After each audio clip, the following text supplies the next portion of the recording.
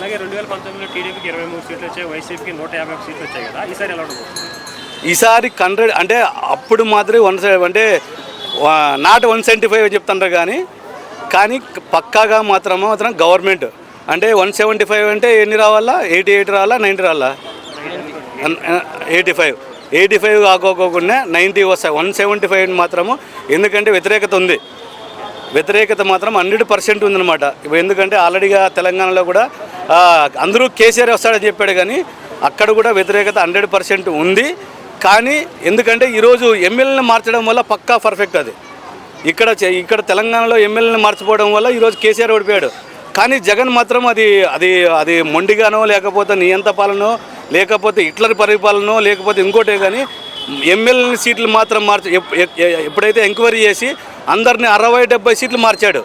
60-70 సీట్లు మార్చడం వల్ల ఈరోజు జగన్కి ప్లస్ పాయింట్ అది.